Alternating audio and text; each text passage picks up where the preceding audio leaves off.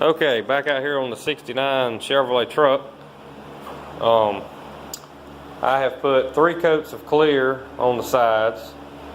The paint is already dry enough to where I've peeled all the tape around all the edges, and without screwing something up, thankfully. And the hood and roof have 4 coats. They were flatter, so I laid it to it. I was starting to get a few issues on the driver's side. Here, as you can see, I have some runs. They were running right over the edge, so I took the gun and tried to make them run off the edge. It runs some more here on the edge. That's going to be a lot of fun to sand out, but I just have to be really careful. Also, I got a couple drips back here in this area and a little bit here, but it's not really going to be seen there anyway. So overall, I'm pretty happy the way it turned out. I'm still letting the fans run to keep an airflow over the truck.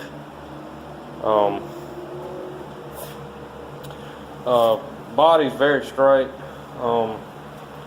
Just wanted to do a quick video on the end result. Those runs really irk me. Another reason why I dread the paint process. It's just too much that can go wrong.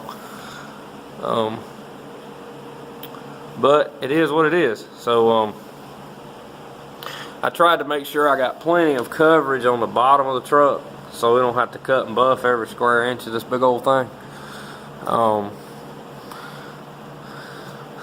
The hood on these is very important.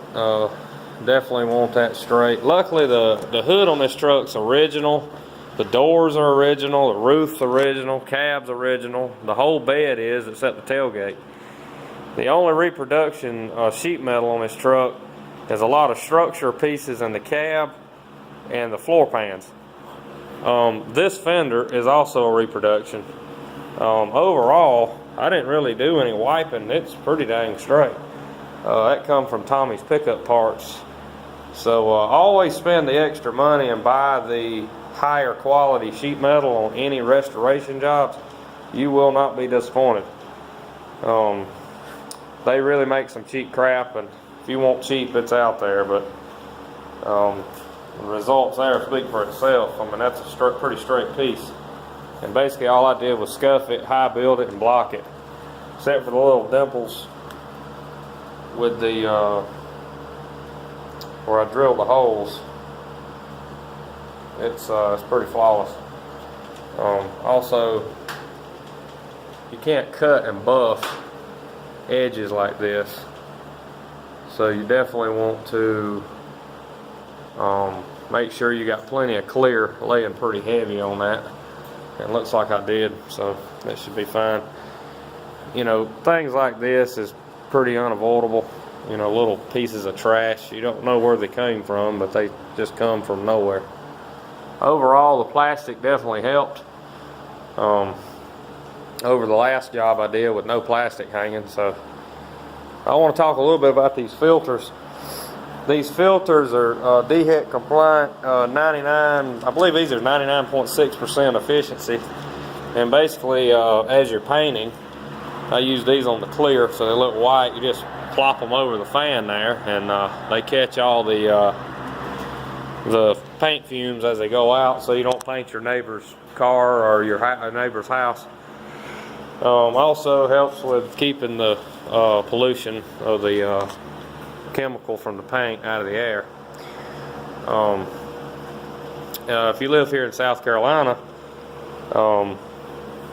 you can paint 2 cars a year and spray it outside if you want. I'm more or less a hobby shop, but I do paint more than 2, so I got my filters and HVLP guns and stuff like I'm supposed to have. Another thing, you want to keep all your waste thinner in a container like that. Just don't be dumping it on the ground. I'm sure we've all done stuff we shouldn't, but Try to be mindful of the environment a little bit anyway. But anyway, that's pretty much it. Just want to do a short video, and next few videos I'll be taking y'all through the cut and buff process, and I may talk a little bit about the process I use to cut those runs out.